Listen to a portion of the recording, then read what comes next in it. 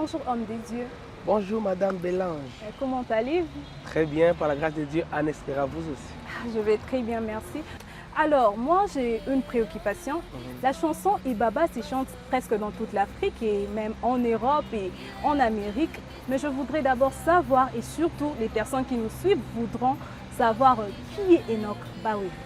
Alors, Enoch Bawere, c'est un enfant de Dieu, un chanteur de l'Éternel, et auteur, compositeur et aussi entrepreneur.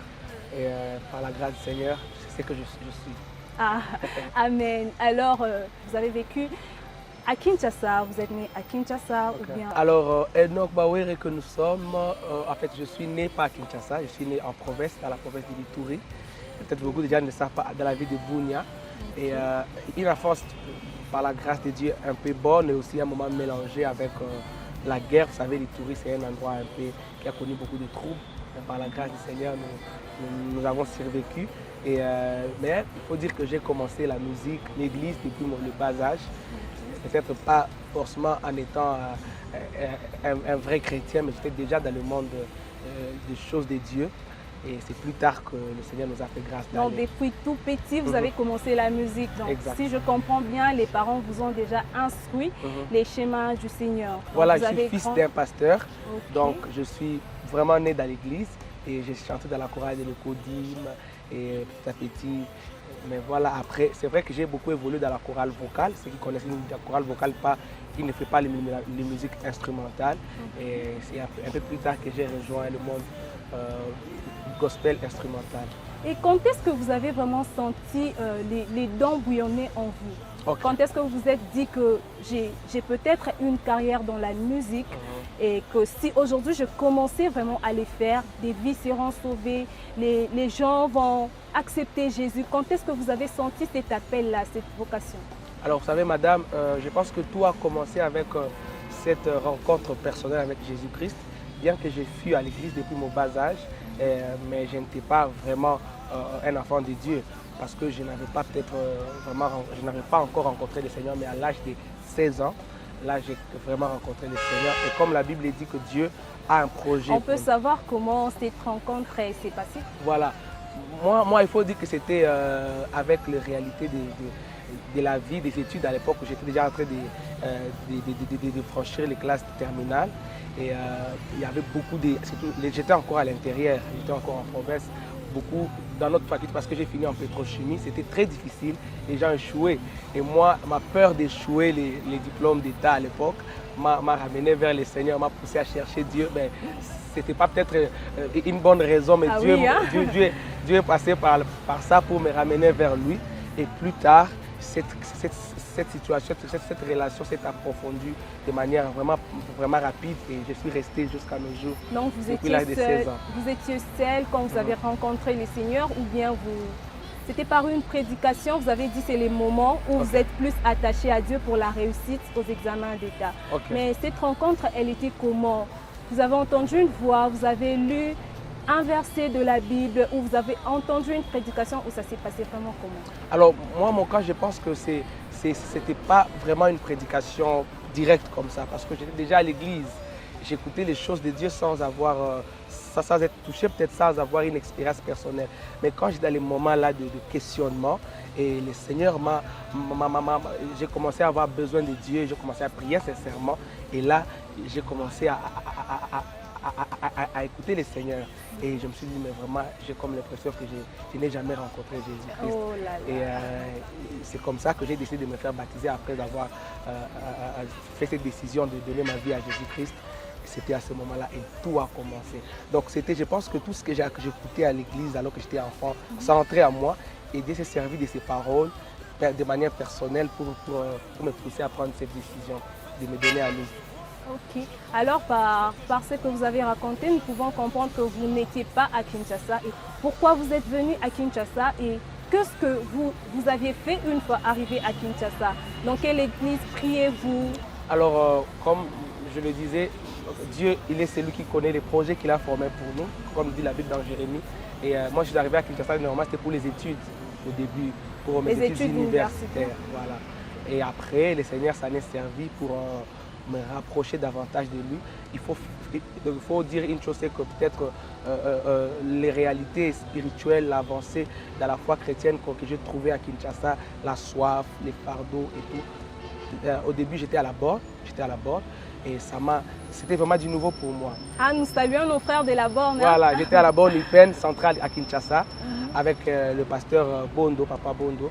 C'est là où j'étais et c'était vraiment du nouveau pour moi. Et vraiment, dans peu de temps, je me suis vu en train de grandir avec le Seigneur. C'était très sincère et le ministère, voilà, comme vous avez dit, les fardeaux de la musique, donc le ministère, l'appel est venu dans mon cœur. J'ai compris que ce n'était pas seulement la grâce de chanter que j'avais depuis le bas âge, c'était un appel pour lequel je devrais vraiment investir dedans. Et quelques années après, 2 ans, j'ai rejoint l'église La Compassion. C'était en quelle année déjà? Fin 2014. Voilà. Fin 2014, j'ai rejoint l'église Compassion de notre père, de mon père spirituel, Papa Marcelo Tunasi. Ah, nous saluons Papa Marcelo voilà. Tunasi. Donc, j'ai rejoint l'église La Compassion. Je suis venu comme tout le monde. J'ai commencé les formations, école des ouvriers et j'ai intégré la chorale, comme tout le monde, toutes ces années.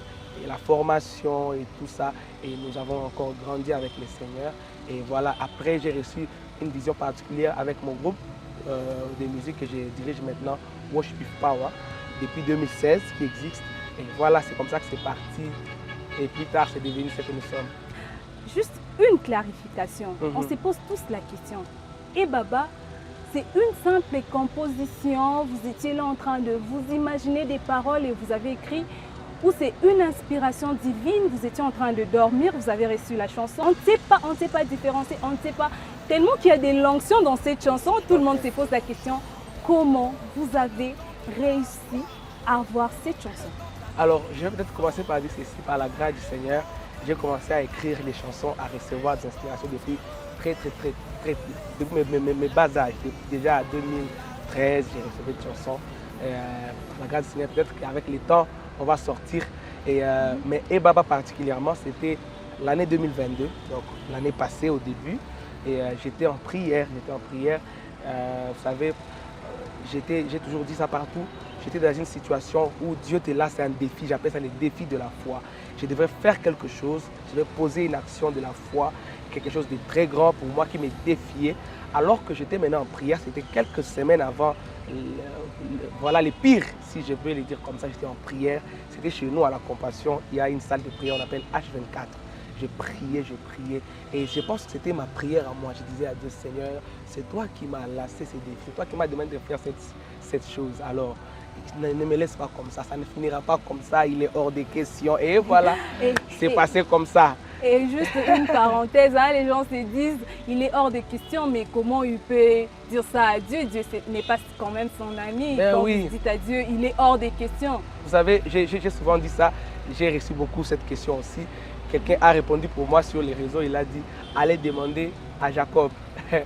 Jacob, un jour, il a dit à Dieu, je ne te laisserai pas passer tant que tu m'as béni. Je pense que ce n'est pas une impolitesse, mais c'est plutôt une expression de foi. Vous savez, ce n'est pas quelque chose de théorique, c'est du vécu en fait. Quand vous êtes dans une situation où vous connaissez votre Dieu, mais vous traversez une situation difficile qui est contraire à la parole de Dieu, et vous êtes vraiment enfant de Dieu, il nous arrive des fois d'exprimer certaines prières, certaines paroles de foi. Vous dites à Dieu, Seigneur, il faut que ça change, il est hors de question. Ce que je vis là, ce n'est pas ta parole. Donc ce n'est pas que vous lancez des paroles impolies à Dieu, mais vous lui rappelez sa parole. Et Dieu aime ça, c'est la foi. Amen. Voilà. Et encore une autre question, par rapport à la personne que vous étiez juste avant la chanson et la personne que vous êtes devenue. Quelle est la différence? Qu'est-ce que vous pouvez témoigner?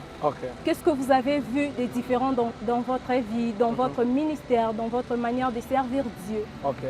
Bon, je pense qu'au fond, il n'y a pas une grande différence parce que je reste la même personne. Ah, mais la notoriété, il y en a. Non, mais je vais arriver. J'ai dit au fond, en fait, parce que tout ce que vous voyez, le reste est là, la notoriété. Ça, c'est l'extérieur. Mais la vraie personne, c'est le fond. Ce que nous sommes, c'est ce qui nous amène à ce niveau. C'est ce qui nous peut-être a fait à ce que Dieu nous fasse cette grâce. Je suis un enfant de Dieu, je suis un enfant dans mon église, je suis un enfant de Dieu comme tout le monde. Je fais tout le jour, en fait, je fais l'effort d'être vraiment cet intime, cet ami de Jésus-Christ. Mais à l'extérieur, c'est vrai, par la grâce de Dieu, Dieu a fait beaucoup de grâce, beaucoup de bonnes choses et nous ne pouvons que lui rendre toute la gloire.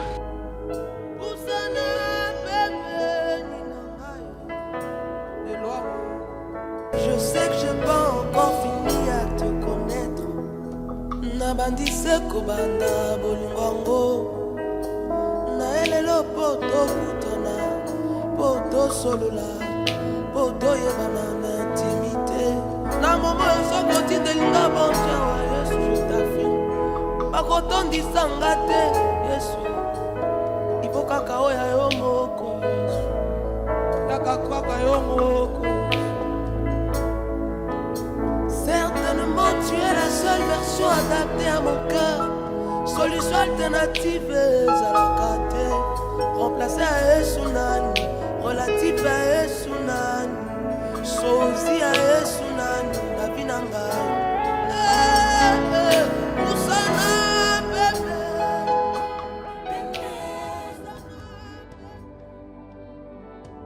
Alors, une question un peu pertinente. Ok, waouh. Le frère Enoch Bawere, est-il célibataire? Est-il fiancé? Je ne sais pas encore. État civil, bref. Le frère Enoch Bawere est-il célibataire? Est-il fiancé? Voilà la question. Ouais. Alors, le frère Enoch Bawere est célibataire. Vous voyez, je n'ai pas une alliance, non? Bon, peut-être il y a quelqu'un, on ne sait jamais. On ne sait jamais. On ne sait jamais. Le temps nous révélera la suite. On ne sait pas.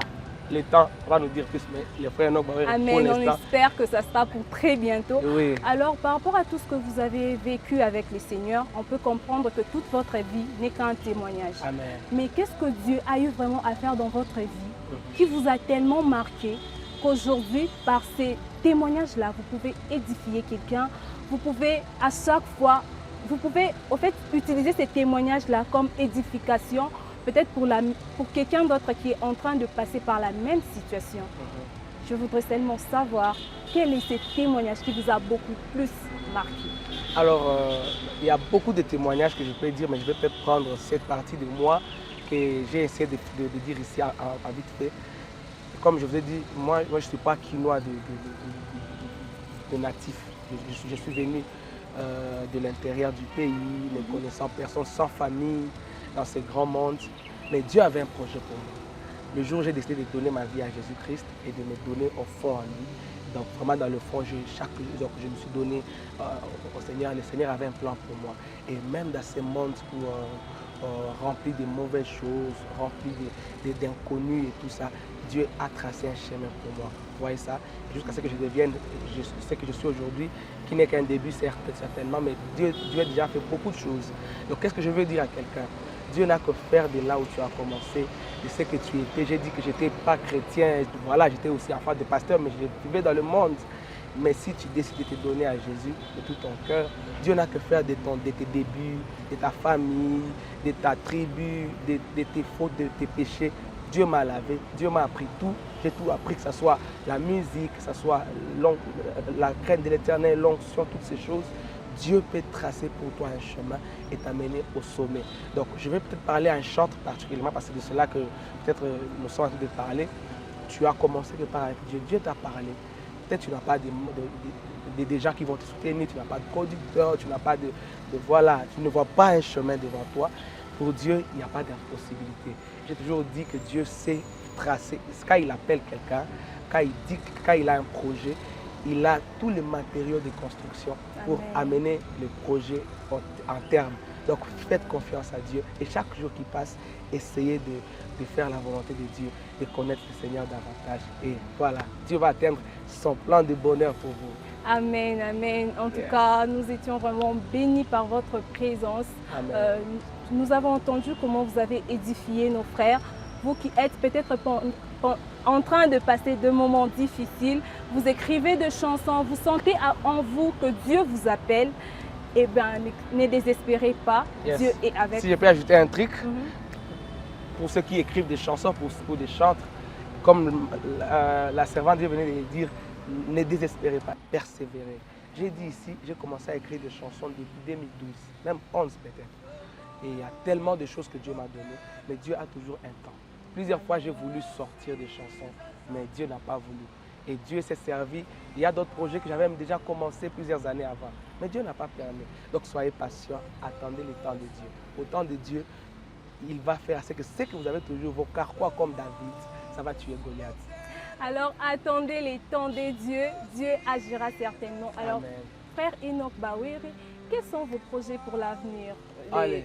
5 autres années qui viennent, qu'est-ce Ok. que vous préparez pour nous? Alors, les 5 autres années qui viennent, trop de choses, mais je vais peut-être rester dans l'avenir proche. Ok. Très bientôt, il y a une chanson que nous sortons bientôt, Je suis un sacrifice. Les gens connaissent déjà certains, mais on va sortir bientôt la version officielle. Et un album, par la grâce de Dieu, l'année prochaine. La première partie, ça je promets, avant le mois de juin. On va avoir un album. Donc on retient aussi que nous, on aura un concert à Lubumbashi. Oui, Bozindo Time, qu'on fait régulièrement. On connaît ces moments bénis à Lubumbashi, à Kinshasa, partout ailleurs, à Kolwezi, partout. L'année prochaine, on va faire beaucoup d'éditions et Dieu nous fera grâce. Amen. Et Dieu nous fera grâce. Alors l'année prochaine, restez connectés parce que nous aurons un moment merveilleux dans l'adoration avec les frères Enoch Bawere Amen. dans Mozindo. Que Dieu vous bénisse abondamment. Amen.